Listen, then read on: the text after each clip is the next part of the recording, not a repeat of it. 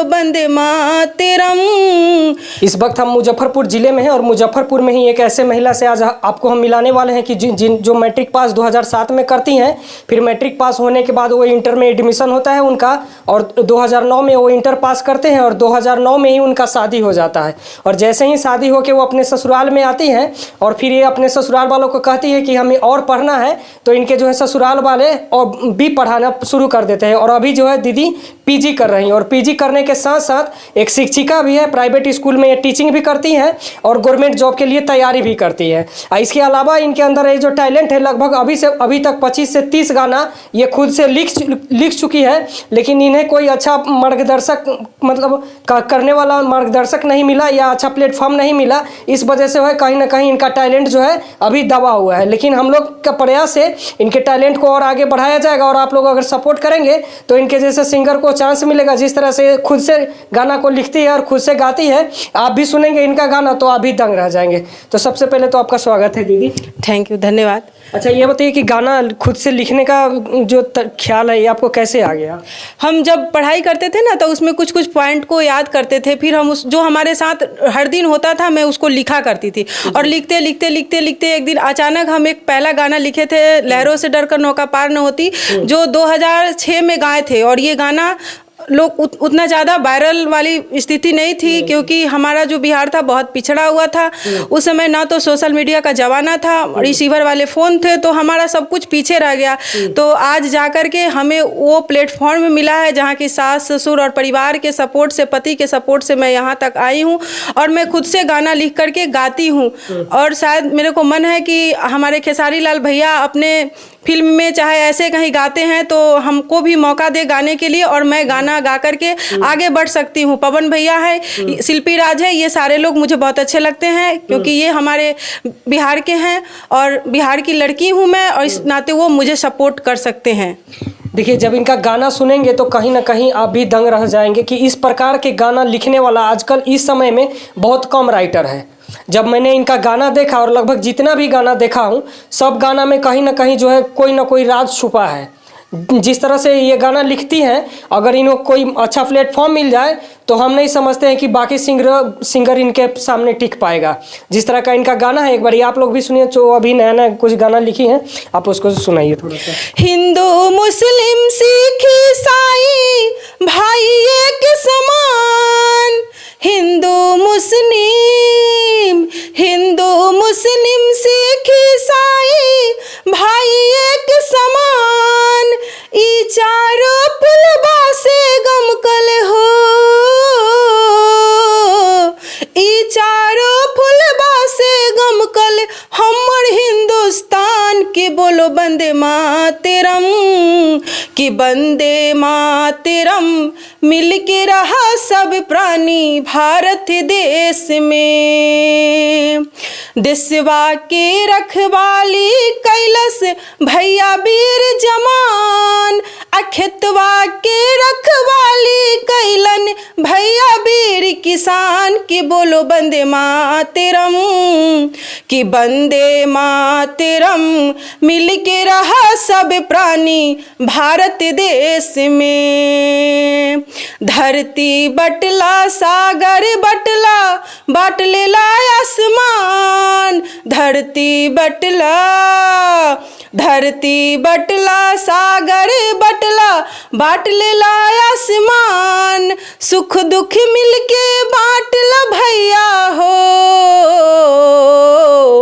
सुख दुख मिलके बाटला भैया बाटलेला इंसान, की बोलो वंदे मातरम, कि वंदे मातरम मिल के रहा सब प्राणी भारत देश में, दुल्हा बिकेला ई देशवा में ओइसे बिकेला बैल, दुल्हा बिकेला ई देशवा में ओइसे बिकेला बैल, शर्म कराई सब करनी पर भैया बंद कराई खेल, कि बोलो वंदे मातरम, कि वंदे मातरम मिल के रहा सब प्राणी भारत देश में। इनका गाना जो है कहीं ना कहीं समाज को भी एक बढ़िया मैसेज देने का काम कर रहा है। और दूसरी नंबर बात कि ये खुद से लिखा हुआ गाना है, ये किसी का गाना को चोरी नहीं करती है, किसी का गाने को कॉपी नहीं करती है, खुद से ये गाना को तैयार करती है और तैयार करने के बाद जो है फिर गाती है। ये कोई और भी गाना है जो आप गा सकती हैं? हाँ, और बहुत सारे गाना है जो छठ का है। एक गाना मैं सुनाना चाहती हूँ। ठीक है, सुनाइए। काचही बासा के बहंगिया है दीनानाथ, इहो बहंग के कर जाय। काचही बासा के बहंगिया है दीनानाथ, इहो बहंग के कर जाय। तू तयान हरा बाटे रे बाटोहिया रे अबला, इहो बहंगी छठी मैया के जाय। जिना कारा दिहल बाटे भाई से भतीजा बाहे दीनानाथ, उनको बहंगी लचकात जाय। जिना कारा दिहल मांग के सिंदूरा है दीनानाथ, उना कार बहंगी लचकत जाय। अभी इसको भी मैं खुद से ही बनाई हूँ, लिखी है खुद से ही लिखी हूँ। थोड़ा सा मिक्सिंग है लेकिन मैं खुद से ही इसको भी लिखी हूँ। और इसके अलावा जो है दीदी टीचिंग करती है प्राइवेट स्कूल में और शिक्षा व्यवस्था के ऊपर भी बहुत ही गाना लिख चुकी है। बिहार में जिस प्रकार से शिक्षा व्यवस्था हो रही और एक टीचर होने के नाते एक बहुत ही अच्छा गाना लिखी हैं। ये खुद से पढ़ाती भी हैं बच्चे को, लेकिन फिर भी जो है शिक्षा के ऊपर एक गाना लिख चुकी हैं। वो गाना को जरा सुना। कभी कभी ऐसा होता है ना कि हमारे बिहार में जो प्रधानाध्यापक होते हैं यही थोड़ा बहुत चीटिंग करने लगते हैं। कभी उनका बात कभी उनका बात कभी उनका बात सुनते रहते हैं। तो मैं पढ़ाते मुझको ये आया ना कि मैं इस गाने को लिखूं, तो मैं लिखी हूँ। प्रिंसिपल तो तुम बने गए हो, प्रिंसिपल का पद पता नहीं। प्रिंसिपल तो तुम बने गए हो, प्रिंसिपल का पद पता नहीं। इधर उधर की बातों में ध्यान तुम्हारा रहता है। स्कूल तो तुम खोल लिए हो, स्कूल चलाने आता नहीं। अब प्रिंसिपल तो तुम बन ही गए हो, प्रिंसिपल का पद पता नहीं। स्कूल तो तुम खोल लिए हो, स्कूल चलाने आता नहीं। प्रिंसिपल तो तुम बन ही गए हो, प्रिंसिपल का पद पता नहीं। इधर उधर की बातें सुनकर खुद को हवा उड़ाते हो। इधर उधर की बातें सुनकर खुद को हवा उड़ाते हो। कौन कौन क्या कहता है उसका ही पता लगाते हो।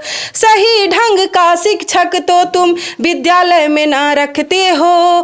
कौन कौन क्या कहता है उसका ही पता लगाते हो। स्कूल तो तुम खोल लिए हो, स्कूल चलाने आता नहीं। प्रिंसिपल तो तुम बनी गए हो, प्रिंसिपल का पद पता नहीं।